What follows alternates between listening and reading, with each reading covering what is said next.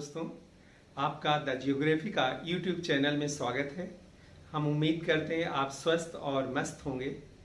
तो आइए आज हम डिस्कशन करते हैं India physical geography lockdown series का अगला टॉपिक द कोस्टल प्लेन्स। तो सबसे पहले मैप ड्रॉ किया जाए।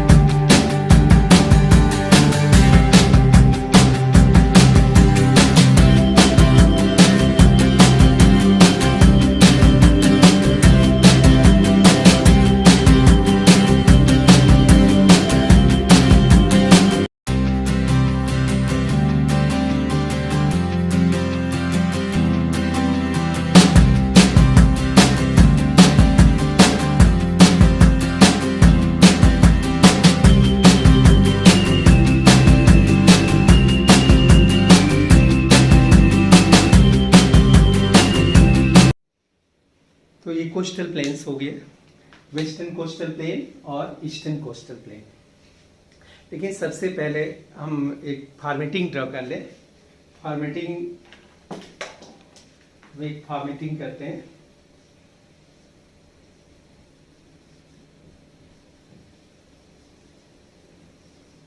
इंट्रोडक्शन और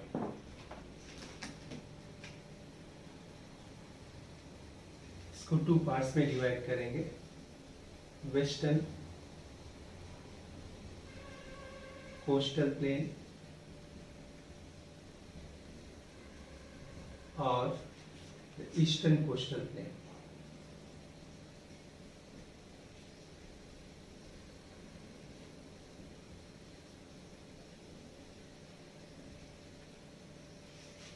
वेस्टर्न कोस्टल प्लेन्स को अगेन डिवाइड करते हैं गुजरात कोस्टल प्लेन में,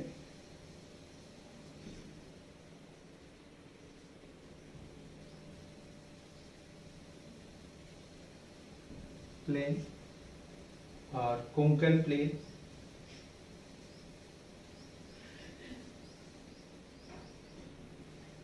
कोस्टल प्लेन और Kannada coastal plain, then Malabar coastal plain.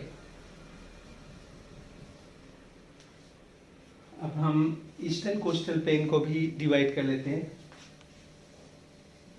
Utkal coastal plain, Utkal coast और नार्दर्न सिरकत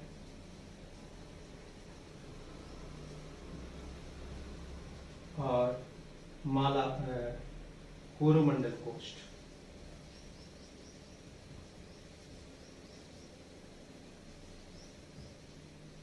तो ये कोस्टल प्लेन्स हो गए। अब हम इसका सिग्निफिकेंस देखेंगे। गैस। अब हम देखें कि आखिर कोस्टल प्लेन्स होते क्या हैं। तो आप देखें प्रायद्वीपीय पठार के पश्चिमी एवं पूर्वी भागों में नदियों एवं समुद्री तरंगों के अपर्दन एवं निक्षेपण से निर्मित मैदानों को तटीय मैदान कहते हैं। यानी coastal plains form due to the erosional and depositional activities of the peninsular rivers and sea waves. लेकिन यहाँ इमर्जेंस और सबमर्जेंस के भी एविडेंसेस मिलते हैं। इमर्जेंस किसे कहते हैं ये भी जान लें। जब एंडोजेनेटिक फोर्सेस के कारण जलमग्न भाग सी लेवल से ऊपर आ जाता है तो उसे इमर्जेंस या निर्गमन कहते हैं। और जब एंडोजेनेटिक फोर्सेस के कारण कोई स्थलीय भाग सी लेवल से नीचे चला जाता है तो उसे निमज्जन या सबमर्जेंस कहते हैं। तो यहाँ रनअप कक्ष में इमर्जेंस के एविडेंसेस मिलते हैं और द्वारका के पास और मुंबई के पास सबमर्जेंस के एविडेंसेस मिलते हैं। ईस्टर्न कोस्टल प्लेन के अधिकांश भाग में इमर्जेंस के एविडेंसेस मिलते हैं। अब हम पेनिनसुलर या कोस्टल प्लेन्स को 2 पार्ट्स में डिवाइड करते हैं, जैसे वेस्टर्न कोस्टल प्लेन्स और ईस्टर्न कोस्टल प्लेन्स। तो सबसे पहले देखें वेस्टर्न कोस्टल प्लेन क्या है। तो ये नॉर्थ में गुजरात में रनअप कच्छ से लेकर साउथ में कन्याकुमारी तक एक्सटेंडेड है। ये जैसा आप देख पा रहे हैं कि ईस्टर्न कोस्टल प्लेन की कंपैरिजन में नैरो है। ये अत्यधिक कटा है। यहाँ सैकड़ों नदियां पश्चिमी घाट से निकलकर अरब सागर में गिरती हैं, लेकिन इन नदियों की लंबाई बहुत कम है, शॉर्ट स्ट्रीम्स है और अपने साथ सेडिमेंट भी ज्यादा लेकर नहीं जाती क्योंकि हार्ड रॉक्स इधर है। और ये सभी नदियां एस्चुरी बनाती है। एस्चुरी क्या होती है? यानी narrow inlet of sea towards land where river fall is called as an estuary. यानी समुद्र का स्थल की ओर वह भाग निकला हुआ वह भाग जहां नदी गिरती हो और ज्वार भाटा और समुद्र की नदी की धारा एक दूसरे से मिलते हो तो इसे एस्चुरी कहते हैं। जैसे नर्मदा नदी और तापी नदी यहाँ एस्चुरी बना रही हैं, ये आपने देखा भी होगा। तो सभी नदियां बनाती, और जब एस्चुरी बनाएगी तो स्वाभाविक सी बात है एस्चुरी बनाने वाली रिवर कोई भी डिपोजिशन का कार्य नहीं करती। जो भी सेडिमेंट ले जाएगी डिपोजिट करेगी, टाइड्स उसको बहा के समुद्र में जमा कर देगा। तो अब हम देखते हैं कि वेस्टर्न कोस्टल प्लेन की और क्या विशेषताएं हैं। तो विशेषताएं इसकी यदि हम इसको पार्ट्स में डिवाइड करके समझें तो और अच्छा होगा। तो इसको हम 4 पार्ट्स में डिवाइड करते हैं, जैसे Gujarat coastal plain, Konkan coastal plain, Kannada coastal plain और मालाबार कोस्टल प्लेन। तो इसको डिवाइड कर लें। जैसे ये रनअप कच्छ से लेकर के दमन तक, इसको कहते हैं गुजरात कोस्टल प्लेन। इसको कहेंगे गुजरात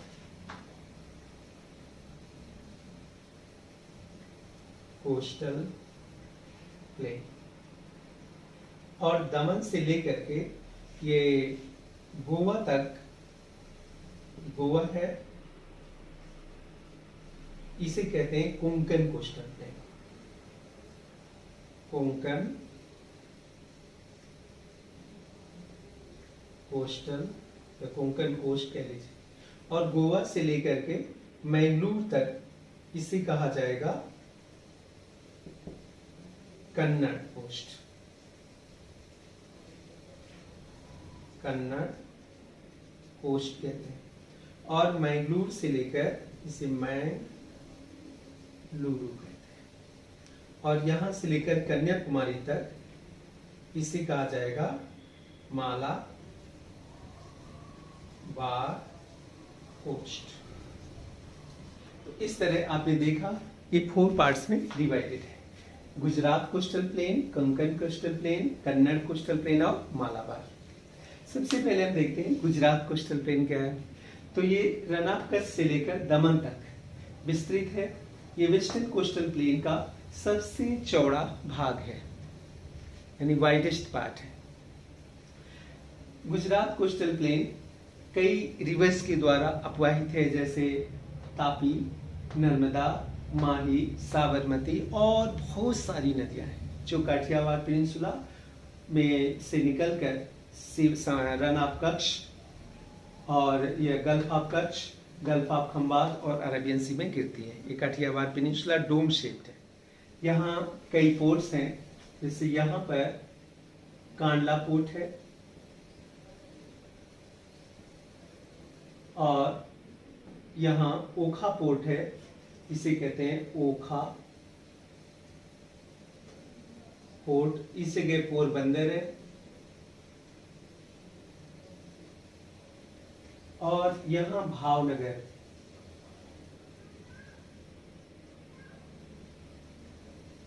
और यहाँ दाहेज है, अलंग है, इस तरह पोर्ट्स हैं। दाहेज इसे केमिकल पोर्ट कहते हैं और अलंग इसे जहाज तोड़ने वाला बंदरगाह या कहते हैं graveyard of the ships. इसके बाद भरूच है, सूरत है, ये तो आप जानते ही होंगे।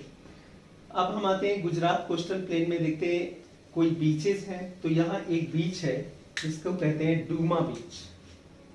ड्यूमो बीच ये सूरत से करीब 21 किलोमीटर साउथ में है। इस सी बीच को कहते हैं ड्यूमो बीच। ड्यूमो बीच है, ड्यूमोस बीच, इसे हाउंटेड बीच के नाम से जाना जाता है, हाउंटेड बीच। और इसके साउथ में आते हैं तो फिर यहाँ से तो खैर कुंगल शुरू होता है, लेकिन गुजरात कोस्टल प्लेन में क्या बोया जाएगा, कौन सी क्रॉप्स होंगी, तो यहाँ मूंगफली होता है, नारियल होता है, चावल होता है और कपास होता है। इस तरह की कृषि की जाती है। बहुत सी स्कॉलर्स गुजरात कोस्टल प्लेन को वेस्टर्न कोस्टल प्लेन्स के अंतर्गत नहीं काउंट करते हैं। वो कहते हैं कि ये नहीं है, कि वो प्रायद्वीपीय पठार का ही भाग है। वे लोग दमन से कन्याकुमारी तक ही काउंट करते हैं।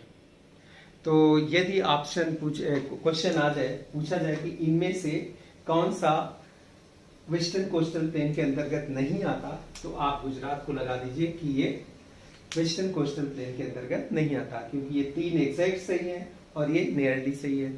तो इसलिए हमें एग्जैक्टली राइट को टिक करना है और नियरली राइट को क्रॉस कर देना है।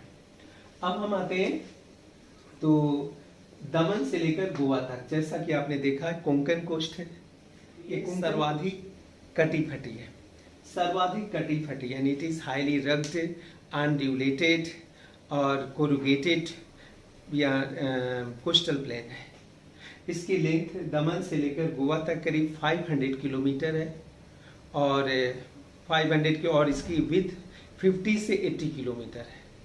ये कहीं पर क्लिफ इसमें पाए जाते हैं, कहीं रीफ पाए जाते हैं, कहीं शॉल है, कहीं रेजिडुअल हिल्स हैं, कहीं कोस्टल सैंड ड्यून्स हैं, तो कहीं सी बीचेज हैं।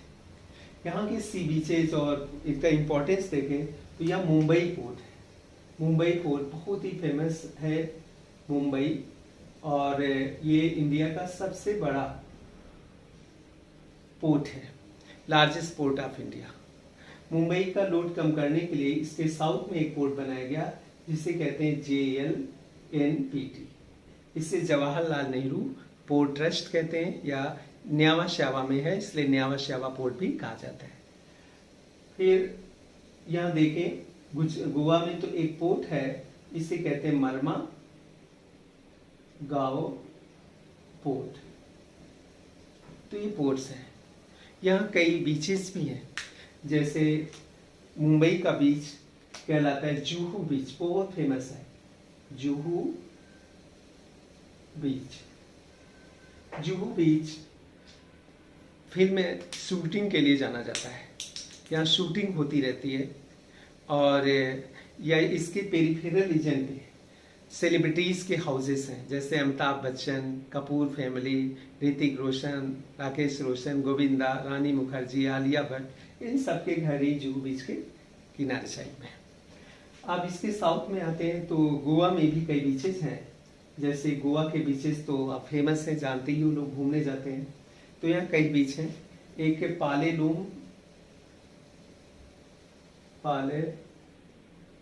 पालोलिम बीच हो गया, पालोलिम बीच, उसके बाद कालागुंटा बीच और अगुंडा बीच, आराम बोल बीच, और एक बहुत ही फेमस है बाघा बीच, जिसे बाघा बीच के नाम से जाना जाता है। तो इन्हें आप देख सकते हैं पिक्चर में।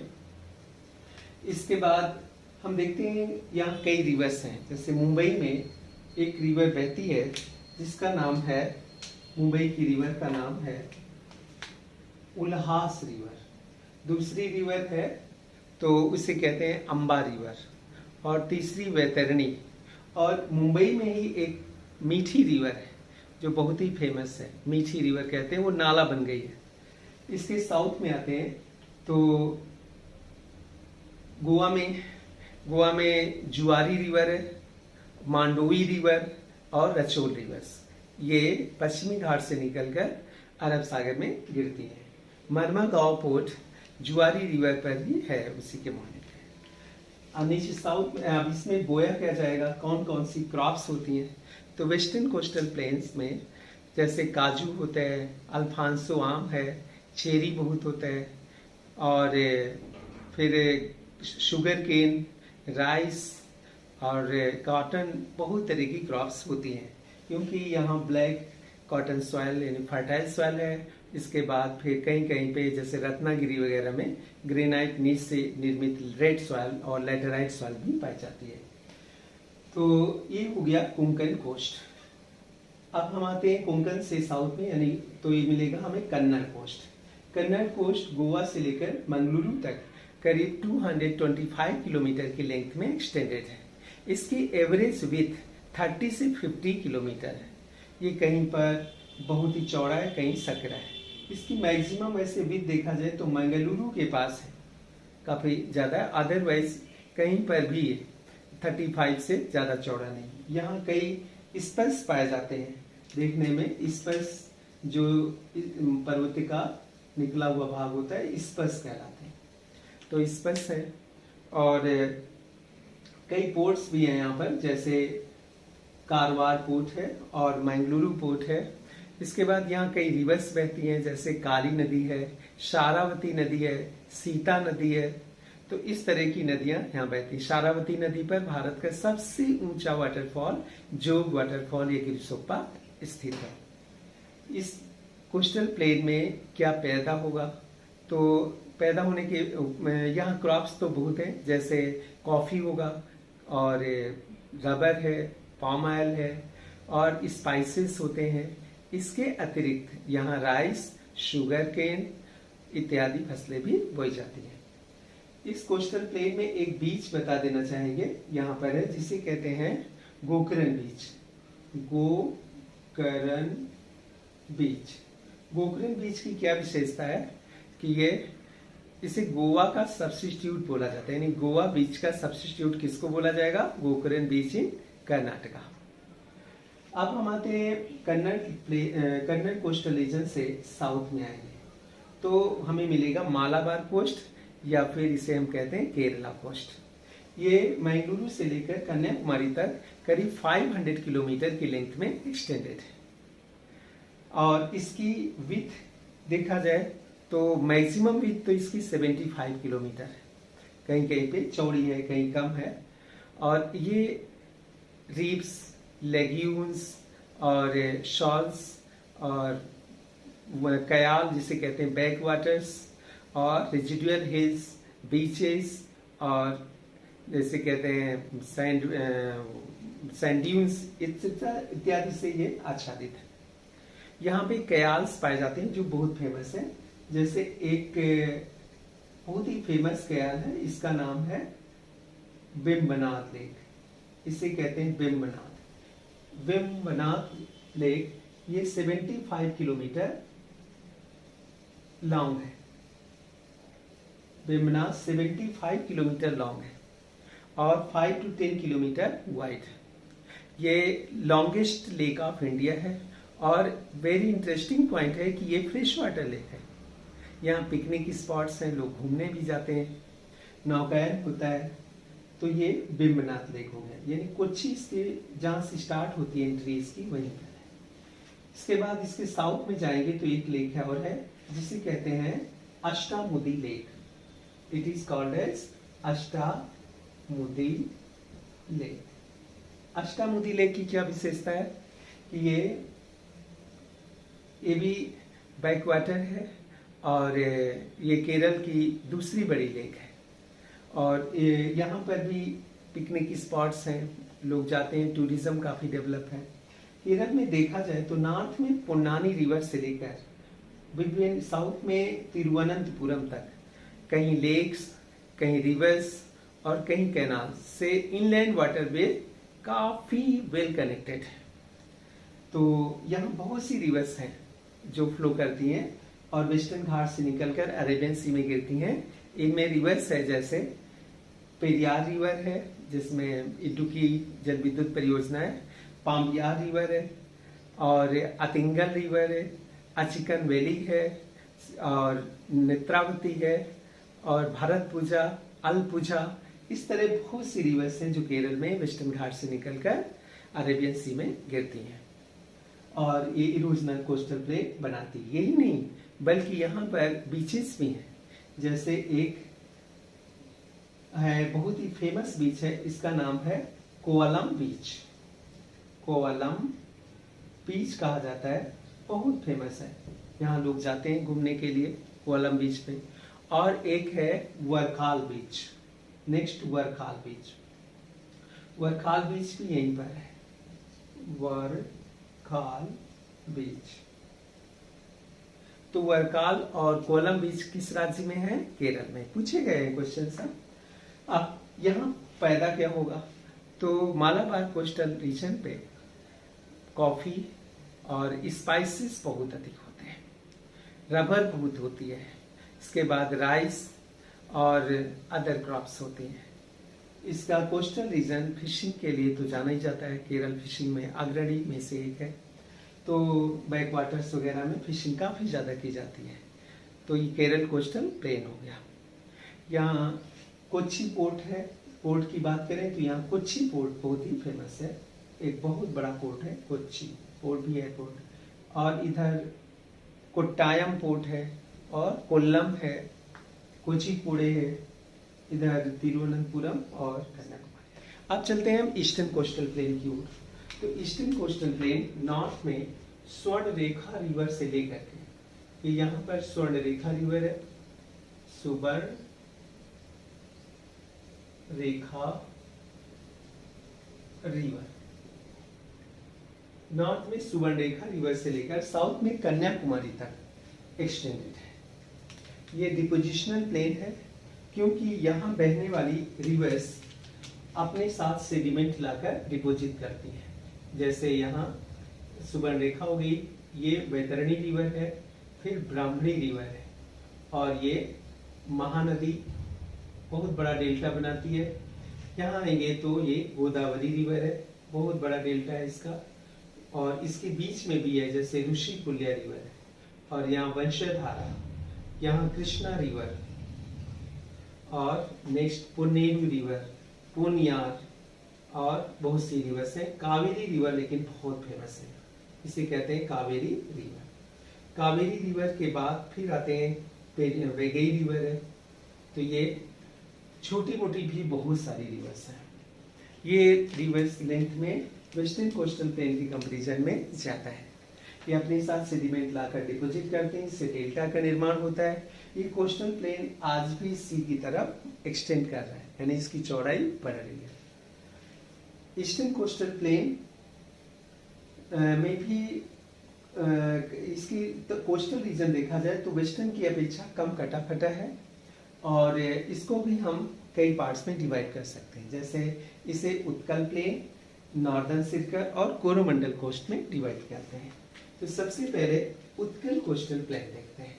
तो ये सुवर्ण रेखा रिवर से लेकर ऋषिकुल्या रिवर तक, कौन सी रिवर है? ऋषिकुल्या, और यहाँ सुवर्ण रेखा, यहाँ से यहाँ तक ये कहते हैं उत्कल प्लेन। इसकी क्या विशेषता है? ये करीब 400 किलोमीटर से अधिक लंबाई में विस्तृत है, और इसमें बैतरणी रिवर और ब्राह्मणी रिवर है। ब्राह्मणी रिवर के मुहाने पर ही एक परियोजना है जिसे बहुत ही फेमस है, भितरकणिका नेशनल पार्क कहते हैं, भितरकणिका नेशनल पार्क। और इसके और आगे जाएंगे तो यहाँ पर एक ब्राह्मणी रिवर और एक धर्मा रिवर है, उसके बीच में बीच है, यहाँ पे कहते हैं सी बीच। इस सी बीच का नाम है गहीर माथा, गहीर माथा सी बीच। गहीर माथा सी बीच पे ओलिव रिडली टर्टल बहुत अधिक पाए जाते हैं। ये ब्रीडिंग सेंटर है इनका। ये इंडिया में साउथ पैसिफिक ओशन में गालापागोस आइलैंड से आके अंडा देने यहाँ एग्स देते हैं। अंडे दे करके फिर चले जाते हैं और करीब 5 लाख कछुए वहां से यहाँ माइग्रेट करते हैं और फिर यहाँ से चले जाते हैं। ये विधाता का कुछ खेल है। तो यहाँ कछुआ ही कछुआ दिखते हैं, ओलिव रिडली टर्टल, इसलिए इसको संरक्षित कर दिया गया और इसे नेशनल पार्क तो नहीं लेकिन वाइल्ड लाइफ सेंचुरी में घोषित किया गया। इसके बाद भितरकणिका नेशनल पार्क है जहाँ से ब्राह्मणी रिवर गुजरती है। ये क्वेश्चन IAS में पूछा जा चुका है। फिर महानदी है, महानदी काफी बड़ा डेल्टा बनाती है और यही इसके डेल्टा में इस जगह पर देखेंगे तो एक पोर्ट है जिसे कहते हैं क्या, पारादीप पोर्ट, पारादीप बंदरगाह। बहुत बड़ा पोर्ट है, उड़ीसा का सबसे बड़ा पोर्ट कहलाता है।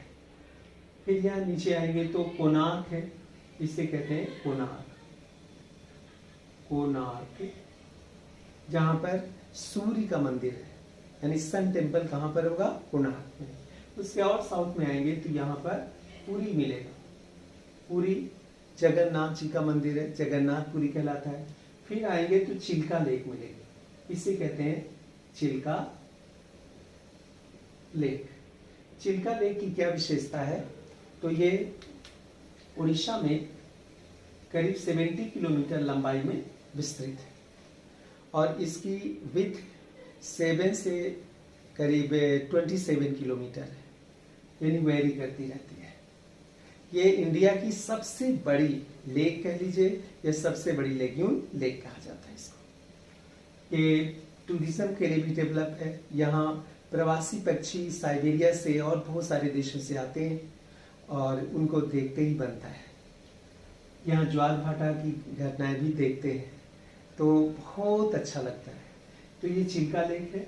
चिल्का लेक के फिर साउथ में आते हैं तो वेस्टर्न कोस्टल प्लेन नैरो हो जाता है, यहाँ ये सकरा हो जाता है क्योंकि इसके नॉर्थ साइड में यहाँ महेंद्रगिरी पर्वत है जो पूर्वी घाट का सबसे ऊंचा पर्वत है, शिखर है। तो यहाँ सकरा हो जाता है। फिर आगे जाएंगे तो ये कहाँ तक है, ऋषिकुल्या रिवर तक। ऋषिकुल्या रिवर से फिर आगे बढ़ेंगे तो पहुंचते हैं हम यहाँ से कृष्णा रिवर तक। तो कृष्णा रिवर तक इसको कहा जाता है नॉर्दर्न सिरकर, नॉर्दर्न सिरकर यानी साउथ उड़ीसा और नॉर्थ आंध्र प्रदेश में है, यानी ईस्टर्न कोस्टल प्लेन को क्या कहेंगे, नॉर्दर्न सिरकर कहा जाएगा। ये काफी चौड़ा होता जाता है क्योंकि यहाँ गोदावरी और कृष्णा रिवर्स अपने साथ सेडिमेंट्स लाकर डिपॉजिट कर रहे हैं। इनके बीच में एक लेक है, इस लेक को कहते हैं Kolleru lake. It is called as Kolleru lake. Kolleru lake की क्या विशेषता है, पहले ये लेगून लेक थी लेकिन यहाँ कृष्णा और गोदावरी रिवर्स के सेडिमेंट डिपॉजिट करते करते ये इनलैंड रेंज में कन्वर्ट हो गए। ये भी वेटलैंड है इंडिया का, यानी वाइल्ड लाइफ सेंचुरी कह लीजिए। इसके बाद फिर हम और नीचे जाते हैं तो फिर कोरोमंडल कोस्ट स्टार्ट हो जाता है। लेकिन इसकी विशेषता समझ लीजिए, यानी नॉर्दर्न सिरकर की क्या विशेषता है, क्यों कहते हैं इसे नॉर्दर्न सिरकर, क्योंकि जब ब्रिटिश गवर्नमेंट थी तो मद्रास प्रेसिडेंसी उसके जो 4 डिस्ट्रिक्ट थे उनको लेकर के यहाँ गवर्नमेंट बनी थी। तो ये लोग कहते थे नॉर्दर्न सिरकर यानी उत्तरी सरकार, तब से फेमस हो गए उत्तरी सरकार। यहाँ पर जो पोर्ट है जैसे विशाखापट्टनम पोर्ट बहुत फेमस है, यहाँ बता देना चाहेंगे विशाखापट्टनम पोर्ट है, किसे कहते हैं। और विशाखापट्टनम पोर्ट के बाद फिर मछलीपट्टनम पोर्ट, विशाखापट्टनम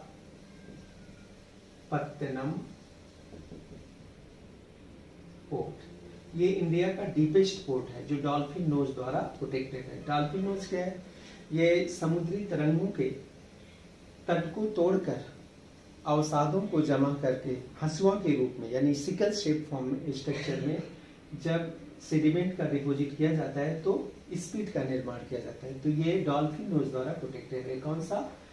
ये Visakhapatnam port, deepest port of India. इसके नीचे आएंगे तो यहाँ मछलीपट्टनम पोर्ट भी मिलेगा। इसे कहते हैं मछलीपट्टनम पोर्ट। मछलीपट्टनम पोर्ट ये भी इंपॉर्टेंट है। और ये रीजन तंबाकू के लिए यानी तंबाकू की खेतियां बहुत अधिक होती है। आंध्र प्रदेश में होती है। शुगर केन होता है, राइस होता है, कोकोनट होता है। इसके अतिरिक्त चिली यानी मिर्च बहुत अधिक बोई जाती है। और मसाले के लिए आंध्र प्रदेश आगे अग्रणी राज्यों में से एक हो गया है। इसके साउथ में जाएंगे तो फिर हमें मिलेगा यहाँ से यानी कृष्णा रिवर से लेकर के कन्याकुमारी तक, इसको कहा जाएगा कोरोमंडल कोस्ट। ये कोरोमंडल कोस्ट है, यहाँ से लेकर के कन्याकुमारी तक। ये आप देख रहे हैं बहुत ही चौड़ा है कोरोमंडल कोस्ट। वैसे तो वेस्टर्न कोस्टल प्लेन की average with 120 eastern coastal plain की एवरेज विथ 120 किलोमीटर है, कहीं कहीं पे लेकिन 200 किलोमीटर तक हो जाती है रिवर डेल्टा रीजन में, और कहीं कहीं पे कम हो जाती है। लेकिन यहाँ फिर से इसकी विथ काफी बढ़ गई। अब हम क्या देखते हैं कि यहीं पर एक, ये तो चेन्नई है, जैसे यहाँ चेन्नई है, चेन्नई के नॉर्थ में करीब 40 किलोमीटर की डिस्टेंस पे जाएंगे तो यहाँ एक लेक मिलती है। इस लेक का नाम है Pulicat lake. It is called as Pulicat lake.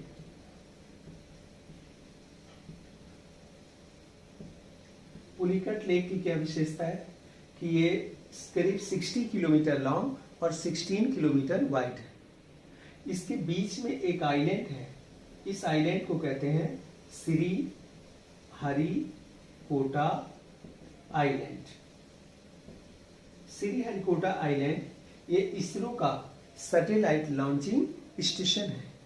यहीं से सैटेलाइट लॉन्च किए जाते हैं। क्यों? क्योंकि एक तो ये जियो स्ट्रेटेजिक पॉइंट अब इससे अच्छी लोकेशन है, दूसरा इक्वेटर के करीब है तो जब सैटेलाइट ऊपर जाए ग्रेविटेशनल फोर्स कम लगेगा, और तीसरा यदि सैटेलाइट गिरे भी तो बे ऑफ बंगाल में गिरे यानी कोई दुर्घटना ना हो। तो ये श्रीहरिकोटा यानी सैटेलाइट लॉन्चिंग सेंटर हो गया। इस पुलिकट लेक के साउथ में आते हैं तो फिर ये चेन्नई। चेन्नई में एक बीच है, बहुत ही फेमस बीच है। इस बीच का नाम है मैरीना बीच। क्या कहा जाएगा इसको? तो ये बीच है मैरीना बीच।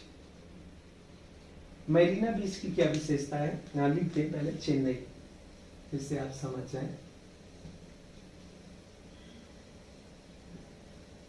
मैरीना बीच की क्या विशेषता है कि ये इंडिया का लॉन्गेस्ट बीच है और one of the world's longest beach में से एक है।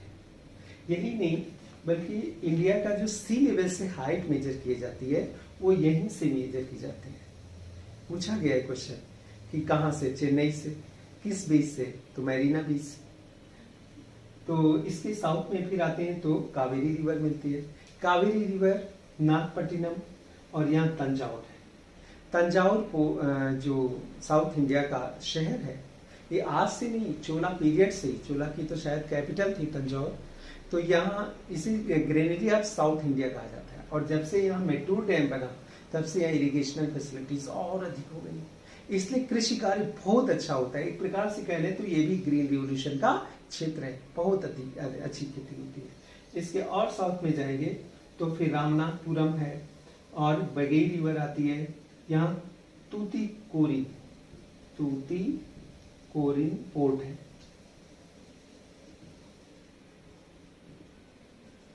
तूतीकोरिन पोर्ट। तो यहाँ जैसे जैसे साउथ में जाएंगे तो फिर ये इसका इम्पोर्टेंस कहीं बढ़ता है कहीं घटता है, लेकिन यहाँ फिशिंग भी काफ़ी ज़्यादा की जाती है। ये कोस्टल प्लेन एग्रीकल्चर के लिए भी जाना जाता है। यहाँ कौन कौन सी कृषि की जाएगी? तो शुगर केन बहुत होता है। शुगर केन यानी गन्ना, और कपास और चावल तो बहुत हैं, और फिर नारियल तो कोस्टल एरिया में होगा ही होगा। तो इस तरह ये ईस्टर्न कोस्टल प्लेन हो गया। अब आपने क्या देखा कि वेस्टर्न कोस्टल प्लेन और ईस्टर्न कोस्टल प्लेन में क्या डिफरेंस था। तो समराइज कर दिया जाए, वेस्टर्न कोस्टल प्लेन सकरा था और ईस्टर्न कोस्टल प्लेन चौड़ा है। वेस्टर्न कोस्टल प्लेन का फॉर्मेशन रिवर्स की इरोजनल एक्टिविटीज के द्वारा हुआ है, यानी अपरदन के कारण हुआ है, जबकि ईस्टर्न कोस्टल प्लेन का निर्माण नदियों के निक्षेपण क्रिया द्वारा हुआ है। वेस्टर्न कोस्टल प्लेन में ज्यादा से ज्यादा पार्ट का सबमर्जेंस हुआ है, जबकि ईस्टर्न कोस्टल प्लेन में इमर्जेंस हुआ है।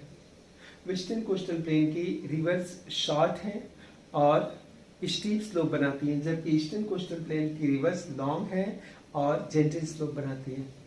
वेस्टर्न कोस्टल प्लेन अत्यधिक कटा फटा है, जबकि ईस्टर्न कोस्टल प्लेन सीधी तटरेखा है। वेस्टर्न कोस्टल प्लेन में पोर्ट्स ज्यादा हैं, बीचेस ज्यादा हैं। ईस्टर्न कोस्टल प्लेन में पोर्ट और बीचेस कम हैं।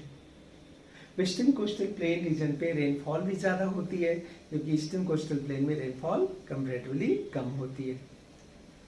तो वेस्टर्न और ये सारी चीजें हैं। अब इनका इम्पोर्टेंस क्या है?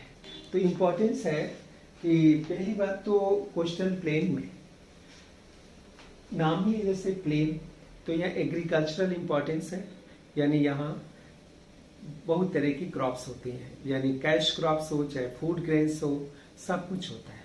यानी आपने देखा ही, अभी हमने डिस्कशन किया ही, तो कृषि के लिए इम्पोर्टेंट है। सेकेंड क्या, बहुत तरह के मिनरल्स पाए जाते हैं, जैसे मोनाजाइट हो चाहे आयरन ओर हो, साल्ट है तो मैग्नीज है, बहुत तरह के मिनरल्स पाए जाते हैं, तो खनिज के लिए इम्पोर्टेंट हो गया।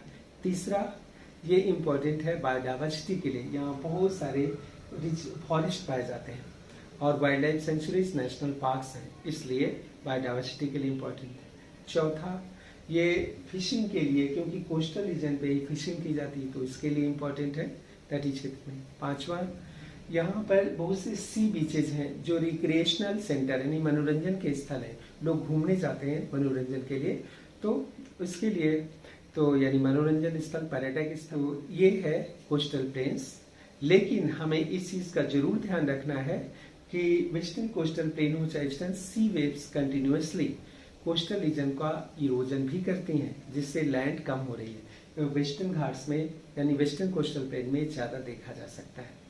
तो हमने इसके लास्ट में 20 क्वेश्चंस टैग किए हैं, उनके आंसर्स आपको देने हैं और वो आंसर्स आपको वीडियो से मिलेंगे, यानी वीडियो देख करके जो हमने कोस्टल प्लेन्स का बनाया है, इसे देख करके आंसर्स करेंगे। फिर हमारी नेक्स्ट वीडियोस देखिएगा, इसी सीरीज में आगे चलेंगे। Okay, thank you.